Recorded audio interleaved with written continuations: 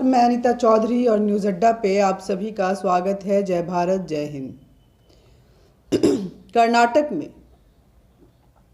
हिजाब वर्सेस भगवा को लेकर के एक वीडियो बहुत वायरल हो रहा है, जिसमें कुछ लड़के भगवा कपड़े पहने हुए जय श्री राम के नारे लगा रहे हैं और एक लड़की आती है स्कूटी से, स्कूटी लगाती है और फिर वो आगे बढ़ती है। लड़के उसके पीछे पीछे जय श्री राम के नारे लगाते हुए आते हैं और लड़की अल्लाहू अकबर चिल्लाने लगती है। बाद में उस इंस्टीट्यूट के वरिष्ठ जो हैं प्राध्यापक या प्रिंसिपल वो आते हैं और लड़की को वहाँ से ले जाते हैं। ये वीडियो काफ़ी दिखाया जा रहा है, बहुत वायरल हो रहा है। हर टीवी चैनल पे देख रहे होंगे, हर सोशल मीडिया पे देख रहे होंगे। बड़े बड़े सो कॉल्ड इंटेलेक्चुअल इस पे अपने विचार, अपने स्पीचेज जो हैं वो अपने तरीके से दे रहे हैं और भारत को असहिष्णु बता रहे हैं कि भारत कितना बेदर्द हो गया है, भारत कितना इनटॉलरेंट हो गया है, भारत की ये सरकार जो है किस तरह की हरकतें कर रही है। ये बीजेपी की सरकार जहाँ रहती है वहाँ हिंदू मुसलमान होना तय है, ऐसा दिखाया जा रहा है। ये सारे वीडियो आपको दिखाए गए, लेकिन आपने एक वीडियो देखा, वो आपको नहीं दिखाया गया। ना मेन स्ट्रीम मीडिया ने उतनी तवज्जो से दिखाया और ना ही सोशल मीडिया पे ये नज़र आया। पहले उस वीडियो को देख लीजिए जहाँ लड़की स्कूटी लगाती है और स्कूल प्रिंसिपल्स जो हैं उनको बचा कर ले जाते हैं। मैं किसी भी हाल में एक अकेली लड़की के पीछे इतने लड़के जब जय श्री राम के नारे लगाते हुए आ रहे हैं तो उसकी हिमायतगिरी नहीं कर रही हूँ। ये बिल्कुल निंदनीय कृत्य है, उसको कहीं भी जस्टिफाई नहीं किया जा सकता है। लेकिन उस लड़की के हिजाब में कैंपस में स्कूटी लगाने से लेकर के जय श्री राम तक के वीडियो हैं, उसके पहले के वीडियो नहीं है। वो कहाँ से आ रही है, कैसे घुस रही है, क्या हुआ उसके पहले, ये वीडियो आपके सामने नहीं आया। ये हम आपको दिखा रहे हैं। पहले उस वीडियो को देखिए जिसको आप पिछले 2 दिनों से देख रहे हैं, वायरल हो रहा है। और कर्नाटक के उडुपी के इस कॉलेज का ये हंगामा शाहीन बाग तक पहुंचा हुआ है। शाहीन बाग में भी ज़बरदस्त प्रोटेस्ट चल रहा है। शाहीन बाग ही नहीं बल्कि कई ऐसे जगहों पे चल रहा है। पाकिस्तान इसके लिए, पाकिस्तान के फवाद खान जो कि वहाँ के कैबिनेट मिनिस्टर हैं, वो बोल रहे हैं कि भारत जो है वो मुस्लिम महिलाओं के रहने लायक देश नहीं रह गया। हिजाब उनका हक है और वो जब चाहे पहन सकते हैं। पाकिस्तान इस पे स्टेटमेंट दे रहा है, मलाला इस पे स्टेटमेंट दे रही है, जो अपनी शिक्षा की लड़ाई लड़ रही थी। मलाला लड़कियों के लिए एक स्वतंत्र वातावरण चाहती थी। वो मलाला हिजाब के फेवर में, हिजाब की हिमायतगिरी में वो ट्वीट्स कर रही है। उस वीडियो को देखिए क्या है, लेकिन उसके पहले का वीडियो भी हम आपको दिखाएंगे। देखिए इस वीडियो को।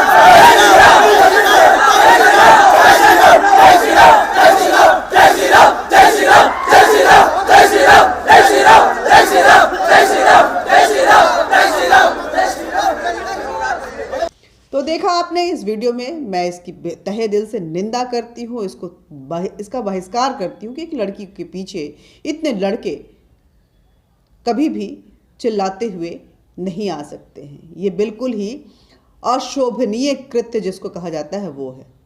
लेकिन उसके पहले क्या हुआ था, गेट में घुसने से पहले क्या हुआ था, इस वीडियो को देखिए।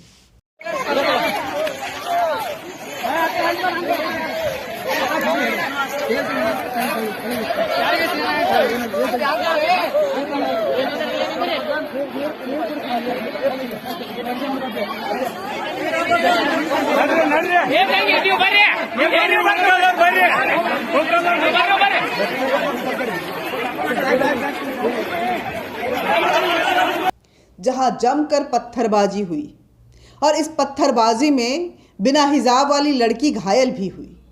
उस घायल लड़की को उठाकर अस्पताल भी ले जाया गया, लोग घायल हुए, हिजाब ने जमकर पत्थर चलाए और बिना हिजाब वाले भगवा जो थे वो दनादन घायल होते जा रहे थे, उन पे जमकर पत्थर बरसाए जा रहे थे।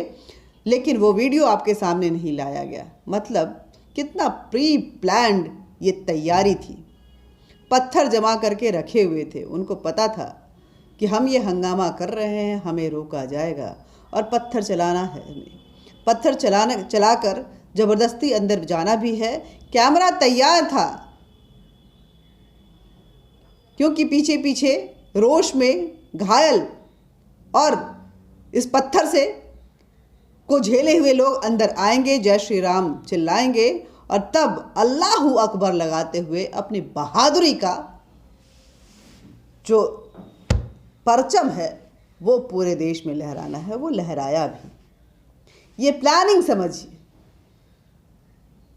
उडुपी के इस कॉलेज में किसी भी तरह के धार्मिक प्रतीकात्मक कपड़े जो हैं वो पहनने पे मनाही है। हालांकि इस देश के हर स्कूल कॉलेज में कमोबेश ऐसे ही नियम है। स्कूलों में तो बिल्कुल भी अलाउड नहीं है, कॉलेज में भी इसकी इजाज़त नहीं दी जाती है, लेकिन लोग पहुंच जाते हैं। कॉलेज रोकता नहीं क्योंकि थोड़ी फ्रीडम वहाँ मिल जाती है। लेकिन आपको बताने जा रहे हैं कि कर्नाटक में जिस बात को लेकर के हंगामा हो रहा है, वही केरल सेम मुद्दे पे केरल सरकार ने बिल्कुल मनाही की हुई है। वहाँ कोई चू तक नहीं बोलता है। आपको एक नोटिफिकेशन दिखाने जा रहे हैं केरल सरकार की तरफ से, जो नोटिफाई किया गया था, जिसमें हिजाब की जब मांग की गई थी तो केरल सरकार ने बिल्कुल ही मना कर दिया था। केरल, देखिए इसमें लिखा हुआ है, Kerala government rejected the demand of hijab for school and educational institution in SPC for students, for Muslim students actually. यही नहीं, मुस्लिम एजुकेशन सोसाइटी के कम से कम 150 ऐसे इंस्टीट्यूट्स हैं जो हिजाब या नकाब की इजाज़त नहीं देते हैं। पढ़ाई जो शिक्षण संस्थान है वहाँ पे, ये उडुपी का कॉलेज जो है वहाँ भी यही नियम है। सिर्फ हिजाब के लिए ही नहीं है बल्कि भगवा, जब हिजाब ने जिद पकड़ी तब भगवा ने पटका बांधा और जय श्री राम के नारे लगाए। इसके पहले पत्थरबाजी हो चुकी थी, इसके पहले कई हंगामे हो चुके थे, लेकिन इन सभी जगहों पे कोई हंगामा नहीं हुआ। मुस्लिम संस्थान 150 मुस्लिम इंस्टीट्यूशन, एजुकेशन इंस्टीट्यूशन हिजाब या नकाब की इजाज़त नहीं देता है। केरला जो कि मुस्लिम और क्रिश्चियन डोमिनेटेड स्टेट है, वहाँ भी हिजाब की शिक्षण संस्थानों में इजाज़त नहीं है। लेकिन कर्नाटका जहाँ पे गवर्नमेंट बीजेपी की है और अब से पहले ये सारे रूल्स चल रहे थे, लेकिन अचानक से ये हंगामा जो है जोर पकड़ लेता है कि नहीं, मैं इस इंस्टीट्यूट में हिजाब पहनकर ही जाऊंगी और मुझे कोई रोक नहीं सकता है। जब ये जिद तमाम हदें पार करने लगी, उसके बाद तकरीबन 1 सप्ताह तक ये जिद चला था, जब इंस्टीट्यूट से, उस कॉलेज से, उस यूनिवर्सिटी से, उस स्कूल से बच्चियों को लौटा दिया जा रहा था कि आप हिजाब पहन के नहीं आ सकती हैं। उसके बाद वो ज़बरदस्ती जब आ रही थी, तब हिंदू लड़के लड़कियों ने भगवा सैफरन दुपट्टा पहनकर आना शुरू किया कि अगर ये हिजाब पहन के आ सकती हैं तो हम भी सैफरन पहन सकते हैं। यहाँ से बात शुरू हुई, लेकिन आज बात कितना ख़राब तूल ले चुका है और हिंदू मुसलमान में बटे हुए हैं। और दोष किसको दिया जा रहा है? बीजेपी सरकार को, मोदी को। Modi has destroyed the harmony of this country. देखिए, जब राहुल गांधी ने पार्लियामेंट में ये कहा था कि constitution has not defined India as a national country, it has defined as union of state, तभी मैंने अपने एक बातचीत में कहा था कि राहुल गांधी ये बोल रहे हैं, लग रहा है कोई नया टूल किट आने वाला है। वो टूल किट आ चुका है हिजाब का ये टूल किट आ चुका है और हम सभी को सावधान रहने की ज़रूरत है। हमें इस ट्रैप में नहीं फंसना है, क्योंकि जिस हिजाब गर्ल ने अपना परचम लहराया उसकी सच्चाई भी दिखाने जा रही हूँ आपको। वो उस हिजाब गर्ल जब पार्क में जाती है तो वो हिजाब नहीं पहनती है, वो जीन्स और टॉप में नज़र आती है। कोई हिजाब उसके चेहरे पे नहीं रहता है, कोई बुर्का नहीं रहता है, कोई नकाब नहीं रहता है। वो पिज़्ज़ा खाने डोमिनोज पिज़्ज़ा में जाती है तो वेस्टर्न ड्रेसेस पहन के जाती है, कोई हिजाब नहीं रहता है। वो बर्गर किंग में बर्गर खाने जाती है तो कोई हिजाब नहीं रहता है। वो बिल्कुल मॉडर्न ड्रेस में नज़र आती है। वहाँ पे उसका धर्म या उसके लिए कोई खतरा नहीं होता है। लेकिन एजुकेशनल इंस्टीट्यूशन में नज़मा नज़ीर, जो कि हिजाब गर्ल्स के नाम से एक लायनेस उसको बोला जा रहा है, शेरनी है वो, जिसने लोगों को डरा दिया और जिसने अल्लाहू अकबर करते हुए हिजाब को प्रोटेक्ट किया। और हिंदुस्तान से लेकर के पाकिस्तान से लेकर मलाला तक जिस हिजाब को लेकर एक्टिव हो चुके हैं, वो नज़मा नज़ीर इन जगहों पे हिजाब पहन के नहीं जाती है। वहाँ उसका धर्म हिजाब पहनने की इजाज़त नहीं देता है। ये उसका अधिकार वहाँ पे नज़र नहीं आता है, सिर्फ शिक्षण संस्थानों में राजनीति के तहत आता है। मैं राजनीति के तहत क्यों बोली हूँ? पहले इन फोटोज़ को देखिए कि नज़मा नज़ीर, वो हिजाब गर्ल, अल्लाहू अकबर का नारा लगाती हुई हिजाब गर्ल किन किन ड्रेसेस में नज़र आ रही है, पहले इसको देखिए। उसके बाद मैंने कहा कि शिक्षण संस्थानों में राजनीति घुसाने के तहत ये एक सोची समझी प्रक्रिया थी। एक नया टूल किट तैयार करके इसको लॉन्च किया गया है। राजनीति इसलिए बोली हूँ कि एक और फोटोग्राफ देखिए और इसमें नज़मा नज़ीर किन किन के साथ नज़र आ रही हैं, उस पर भी अपनी नज़र गौर से डालिए कि नज़मा नज़ीर क्या चीज़ है, नज़मा नज़ीर ऐसा क्यों कर रही है और नज़मा नज़ीर को वहाँ क्यों लॉन्च किया गया है। उससे भी आश्चर्यजनक बात है कि प्रियंका गांधी, कांग्रेस की महासचिव प्रियंका गांधी ट्वीट करके बोलती हैं कि हम बिकनी पहने या घूंघट ओढ़ें या हम जीन्स पहने या हिजाब, ये महिलाओं का अधिकार है। प्रियंका गांधी जी, ये महिलाओं का अधिकार है और मैं आपके इस बात से पूरी तरह से इत्तेफाक रखती हूँ। लेकिन एजुकेशनल इंस्टीट्यूट में ये क्या पहनावा होगा, ये अधिकार सिर्फ और सिर्फ वो इंस्टीट्यूट तय करेगा कि किस तरह के कपड़े पहनकर आने हैं। वो इंस्टीट्यूट तय करेगा कि आपको किस तरह के कपड़े पहनकर आने हैं। प्रियंका गांधी जी, पढ़ने लिखने जब लोग जाते हैं, अपने कॉलेज जाते हैं, स्कूल जाते हैं, तो वहाँ बिकनी पहन के नहीं जाया जाता, ना ही घूंघट काढ़ा जाता है। जीन्स एक इनफॉर्मल ड्रेस के तहत कॉलेजेस में तो पहना जा सकता है, लेकिन वहाँ हिजाब की भी इजाज़त नहीं है। ना घूंघट चाहिए हमें, ना अपने बच्चों के लिए ना हिजाब चाहिए। देखिए, मैं वैसे बहुत सारी बातों से जो फरहान अख्तर के पिताजी हैं उनसे इत्तेफाक नहीं रखती हूँ, लेकिन उनका एक ट्वीट मुझे याद आ रहा है। उन्होंने कहा था कि हिजाब में जो लड़कियाँ कैद होती हैं उनको बचपन से इस तरह से ढाल दिया जाता है कि उनको खुद भी नहीं पता होता है कि वो कितनी गहरी और मजबूत बेड़ियों में जकड़ी हुई हैं, जहाँ से वो उनको पता ही नहीं है कि यहाँ से उड़ान भी भरी जा सकती है। पिंजरे में बंद पंछी को नहीं पता होता है कि उड़ सकता है, उसको ये पता होता है कि उड़ना खतरे से खाली नहीं है। वही चीज़ हिजाब है। घूंघट भी किसी ज़माने में ऐसी ही कुप्रथा थी। इस घूंघट को लेकर के समाज का हर वर्ग अपनी आवाज़ बुलंद किया था और घूंघट समाज से गायब हो गया। लेकिन जब घूंघट परवान पे था, तब भी स्कूलों में और कॉलेजों में बच्चियां घूंघट काढ़ के पढ़ने नहीं जाती थी। ये आपको पता होना चाहिए प्रियंका गांधी जी। खैर, इन बातों को छोड़ देते हैं और इस पर चलते हैं कि जिस हिजाब को लेकर के संविधान का हवाला दिया, ये प्रियंका गांधी ने अपने ट्वीट में ये भी कहा कि ये संविधान के खिलाफ है। जिस संविधान का हवाला दिया, उसी संविधान के रचयिता बाबा साहब आम्बेडकर हिजाब को लेकर के क्या कहते हैं और क्या कुछ उन्होंने अपनी किताब में लिखा है, ये आपको बताने जा रहे हैं।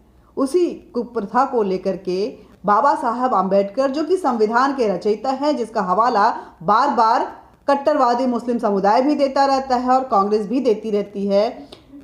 मुझे लगता है कि बाबा साहब की इन बातों को ये दोनों कौम जो हैं, कांग्रेस को भी मैं कौम कहती हूँ, और जो कट्टरवादी कौम है, वो ज़रूर समझने की कोशिश करेंगे। आखिर उन्हीं के हवाला दे देकर, संविधान का हवाला दे देकर अपनी राजनीति करते हैं वो ज़रूर समझेंगे कि बाबा साहब जो बोल रहे हैं वो तो कम से कम सही होगा ही।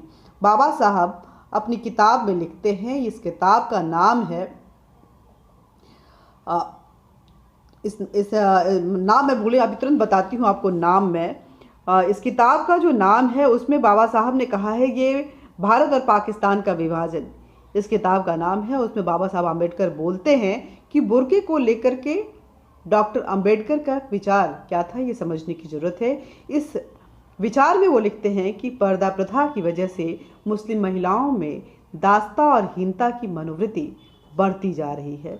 पर्दा प्रथा की वजह से मुस्लिम नौजवानों में यौनाचार के प्रति जो विकृत मनोवृत्ति है, उसका भी बहुत ही तीव्र गति से जो है वो आगे बढ़ता है और वो एक अनहेल्दी प्रवृत्ति का सृजन करता है, अस्वस्थ प्रवृत्ति का सृजन करता है, जो अप्राकृतिक और अन्य गंदी आदतों और साधनों को अपनाने के लिए प्रेरित करता है। ये बाबा साहब आम्बेडकर बोल रहे हैं। पर्दा प्रथा के कारण मुस्लिम महिलाओं का मानसिक और नैतिक विकास नहीं हो पाता है। मुसलमानों में पर्दा प्रथा को एक धार्मिक आधार की मान्यता दी गई है, लेकिन हिंदुओं में ऐसा नहीं है।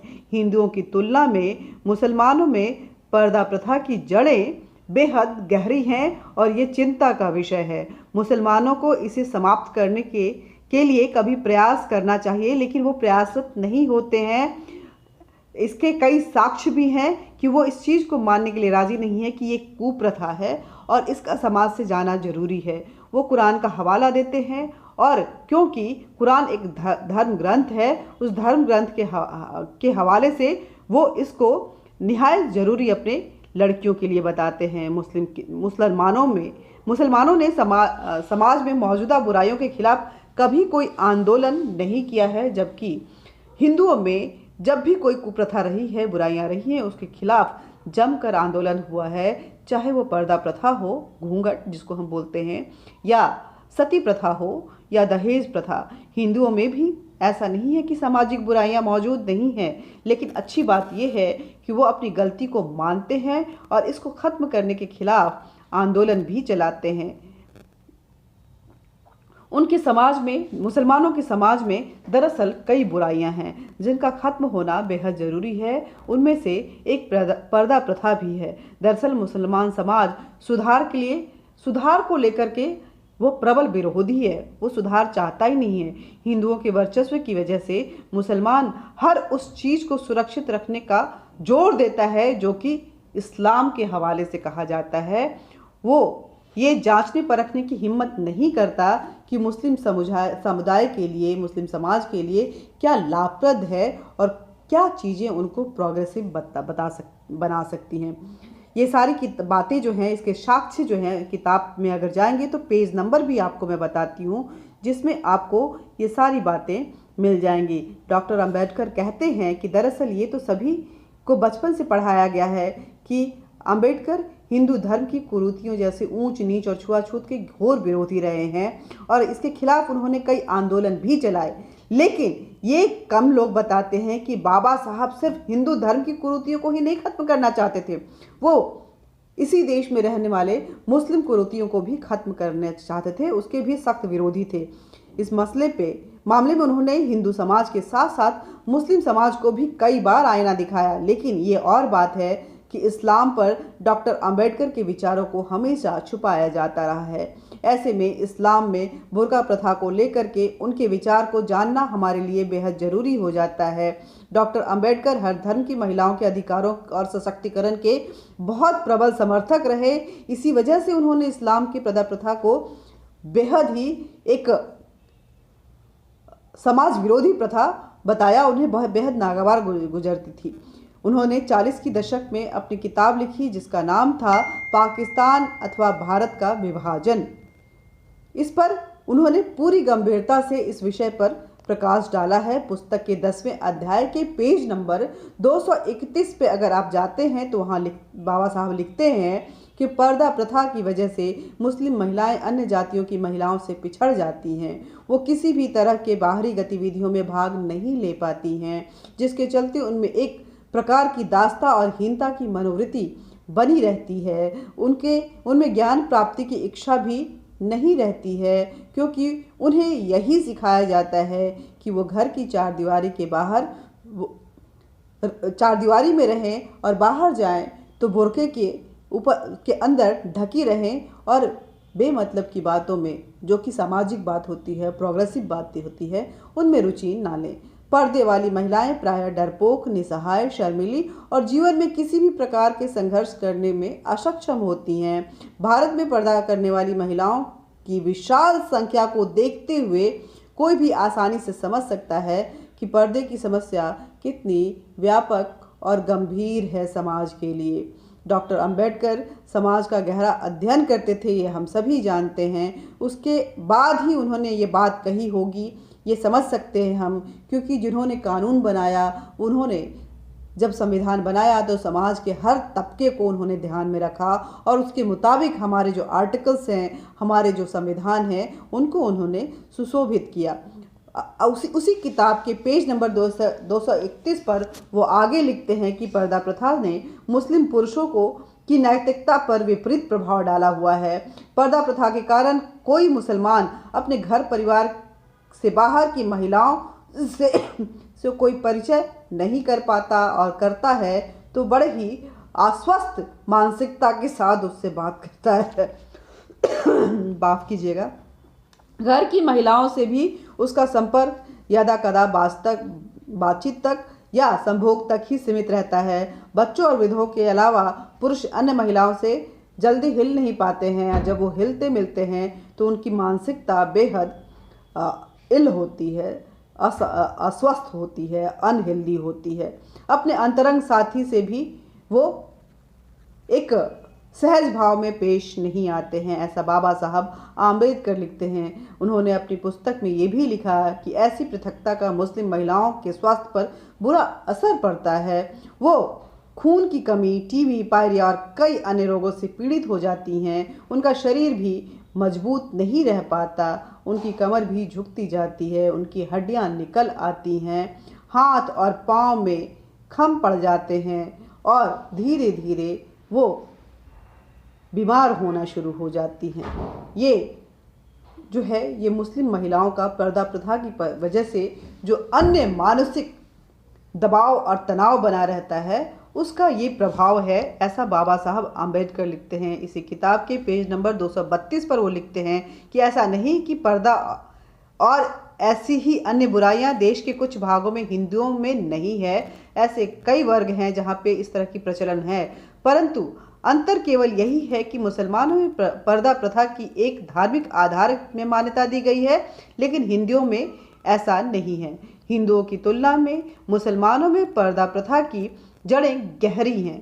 मुसलमानों में पर्दा प्रथा एक वास्तविक समस्या है, जबकि हिंदुओं में ऐसा नहीं है। मुसलमानों में इसे समाप्त करने का प्रयास कभी नहीं किया जाता है। इसके कई साक्ष्य भी मिलते हैं। अगर उस किताब के पेज नंबर 233 पर आप जाते हैं तो वहाँ स्पष्ट लिखा हुआ है, मुसलमानों में समाज में मौजूद बुराइयों के खिलाफ कभी कोई आंदोलन नहीं किया है। हिंदुओं में भी सामाजिक बुराइयां मौजूद हैं, लेकिन अच्छी बात यह है कि वो अपनी इस गलती को मानते हैं और उसके खिलाफ आंदोलन करते हैं, उसे खत्म करने की कोशिश करते हैं और एक नए प्रोग्रेसिव विकासशील मानसिकता के साथ विकसित होने की कगार पे वो आगे चल पड़ते हैं। लेकिन मुसलमान ये मानते ही नहीं हैं कि उनके समाज में कोई बुराई भी है। दरअसल मुसलमान समाज सुधार का प्रबल विरोधी है, ऐसा बाबा साहब आम्बेडकर बता रहे हैं। बाबा साहब ने अपनी पुस्तक के पेज नंबर 235 में लिखा है कि हिंदुओं के वर्चस्व की वजह से मुसलमान हर उस चीज़ को सुरक्षित रखने पे जोर देता है जो कि इस्लामीकरण को बढ़ावा देता है। वो ये जांचने परखने की हिम्मत नहीं करता कि ये मुस्लिम समुदाय के लिए लाभप्रद है या हानिकारक। भारतीय मुसलमान ये महसूस करता है कि दमन और राजनीतिक दबाव उसे दलित बना सकता है। इसी के चलते वो हिंदुओं की सामाजिक और राजनीतिक सोच में विलीन होने से बचता है और इसीलिए भारत का मुसलमान अन्य देशों के मुसलमान की तुलना में सामाजिक सुधार के मामले में पिछड़ा हुआ है, थोड़ा ज़्यादा ही कट्टर है। बाबा साहब ने ऐसा क्यों लिखा, ये समझने की ज़रूरत है, क्योंकि यहाँ पे जो मैं बताने जा रही हूँ कि कई ऐसे मुस्लिम देश भी हैं जो पर्दा प्रथा के विरोधी हैं। हिजाब को लेकर के सीरिया और इजिप्ट जैसे मुस्लिम देशों में भी विश्वविद्यालयों में चेहरा ढकने की इजाज़त नहीं है और वहाँ जुर्माने का भी प्रावधान है। कर्नाटक के स्कूलों में हिजाब पर विवाद लगातार जारी है। दुनिया में कई ऐसे देश हैं, आपको बता रहे हैं कि कर्नाटक को लेकर के पाकिस्तान एक्टिव है, मलाला एक्टिव है, प्रियंका गांधी महिलाओं के हक की बात कर रही हैं, लेकिन दुनिया में कई ऐसे देश हैं जो ये मानते हैं कि ये हिजाब एटलीस्ट एजुकेशनल इंस्टीट्यूशन में नहीं होना चाहिए। यूरोपीय देश सुरक्षा के कारणों का हवाला देकर रोक लगाने में सबसे आगे रहता है कि हिजाब और नकाब नहीं पहनना है। कुछ मुस्लिम बाहुल देश भी इसी श्रेणी में शामिल हैं। फ्रांस खेलों के दौरान हिजाब पहनने पर रोक लगाने की तैयारी में है। इससे पहले फ्रांस शैक्षणिक संस्थानों में रोक लगा चुका है। फ्रांस पहला यूरोपीय ऐसा देश है जिसने 2004 में स्कूलों में धर्म को परिभाषित करने वाले कपड़ों को पहनने पर रोक लगा दी थी। सरकार ने 2011 में सार्वजनिक स्थानों पर हिजाब या पूरा चेहरा ढकने पर भी फ्रांस की सरकार ने पूरी तरह से प्रतिबंध लगा दिया था। राष्ट्रपति रहे निकोलस सार्कोजी ने ये बयान दिया था कि हिजाब पहनने वाला या पूरा चेहरा ढकने वालों के लिए फ्रांस में कोई जगह नहीं है। ऐसा उस वक्त के राष्ट्रपति निकोलस सार्कोजी ने कहा था।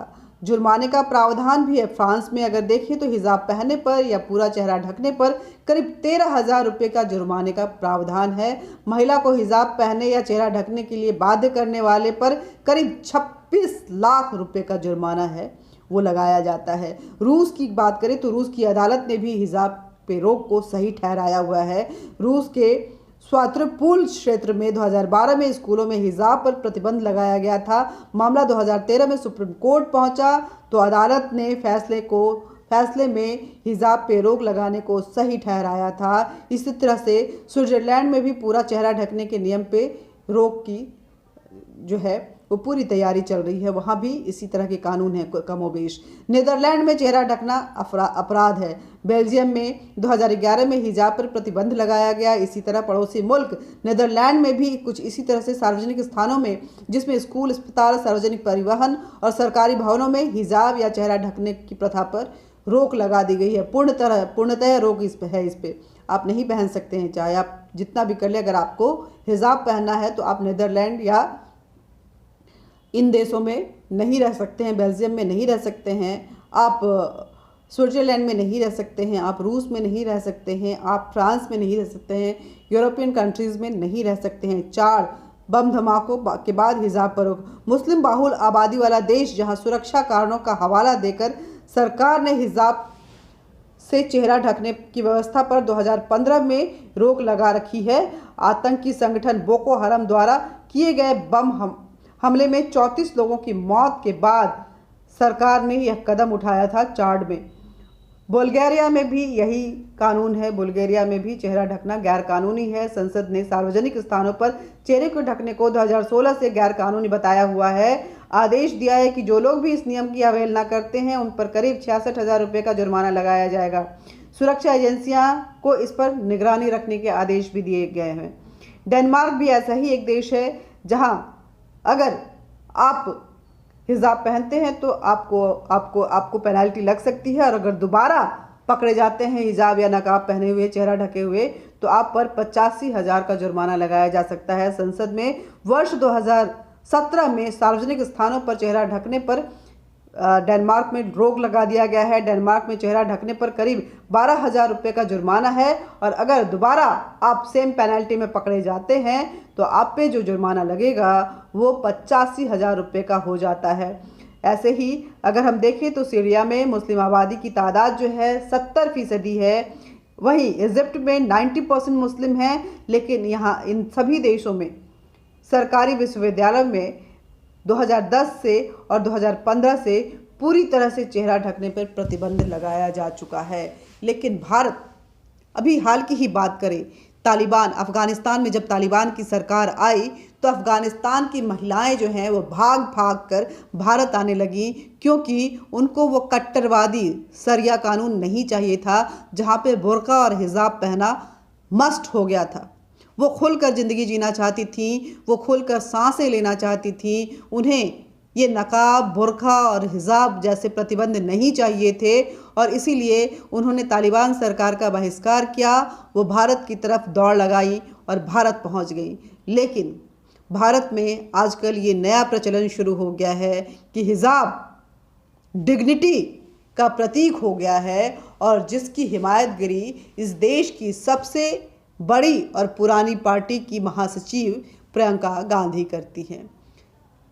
भारत के कई राज्यों में जहाँ पे जो कि मुस्लिम बाहुल राज्य हैं, केरला और ऐसे कई राज्य हैं, वहाँ पे बुर्का या हिजाब पहनकर स्कूल कॉलेजों में जाने की इजाज़त नहीं है। लेकिन कर्नाटका क्योंकि बीजेपी शासित देश है, माफ़ कीजिएगा, बीजेपी शासित राज्य है, इसलिए वहाँ पे ये हंगामा जो है बेहद ज़रूरी है। और इस हंगामे की लहर देश के हर कोने तक जब तक नहीं पहुँचेगी, कांग्रेस और वामपंथी विचारधारा जो है वो शांत नहीं होगी। और ये गूंज जो है जब तक विदेशी अखबारों में नहीं दिखाई देगी, जिसको कि हम वाशिंगटन पोस्ट, न्यूयॉर्क टाइम्स, इस तरह की अखबारें जो हैं, टाइम्स जो पेपर हैं, या इस तरह के अखबार जो हैं जो कि भारत विरोधी खबरों को ज़्यादा तवज्जो देते हैं, वहाँ नहीं छपेगी, किसी देश में भारत की निंदा नहीं की जाएगी, तब तक ये हिजाब की राजनीति नहीं बंद होगी। क्योंकि मैंने पहले ही कहा था कि नया टूल किट आ चुका है। राहुल गांधी विदेश से आए हैं, पार्लियामेंट में जिस तरह के उन्होंने वोट ऑफ थैंक्स में जिस तरह के भाषण दिए, उससे आगे का रोड मैप बेहद साफ नज़र आ रहा था। मैं पहले भी कह रही थी कि मैं राहुल गांधी के इस भाषण को पप्पूगिरी नहीं ले रही हूँ, मैं बेहद संजीदा हूँ। मुझे डर लग रहा है कि ऐसा कौन सा टूल किट आने वाला है जो फिर इस देश में एक अशांत माहौल क्रिएट करने जा रहा है, और वो शुरू हो चुका है। हम और आप, हम सबको बचने की ज़रूरत है। और ये भी तय है कि भारत तालिबान नहीं बनेगा, भारत सीरिया नहीं बनेगा।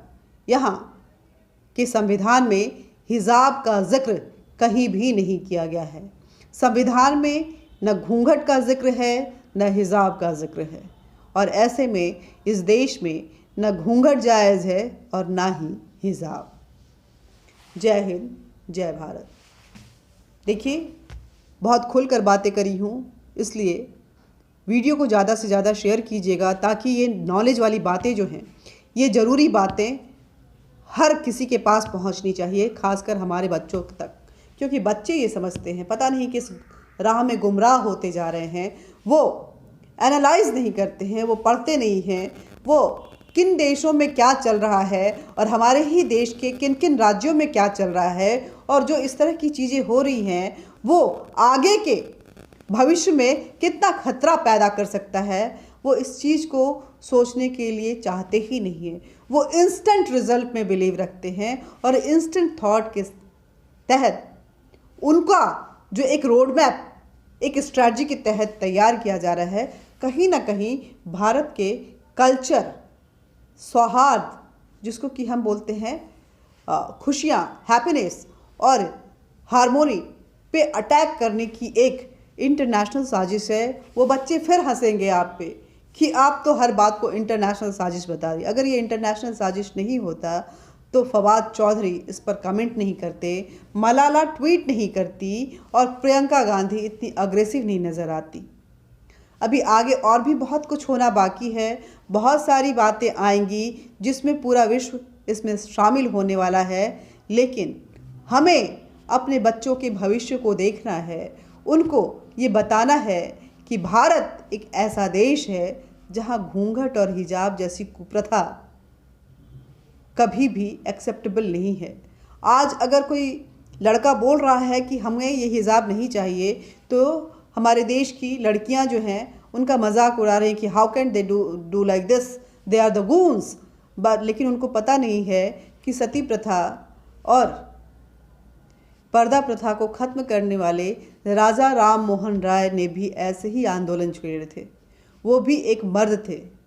लड़कियां खुद से सती होने जाती थीं, लेकिन उन्होंने इसको रोका क्योंकि मानसिक तौर पे बचपन से ऐसे ही तैयार होती थी कि मेरा पति अगर मर गया है तो मुझे भी जीने का अधिकार नहीं है। उस सोच से बाहर निकालने के लिए राजा राम मोहन राय ने आवाज़ बुलंद की थी। वो भी लड़के थे, वो गूंड नहीं थे। इसलिए कुप्रथा के खिलाफ अगर कोई आवाज़ उठाता है तो कृपया उसे गुंडा कहना बंद करें। हाँ, तरीका गुंडागर्दी वाला नहीं होना चाहिए। तरीका जो होना चाहिए, आवाज़ बुलंद होनी चाहिए, फिज़िकलिटी में वो कभी भी नहीं आनी चाहिए। जय हिंद, जय भारत। वीडियो को ज़्यादा से ज़्यादा शेयर कीजिए, लाइक कीजिए, सब्सक्राइब कीजिए।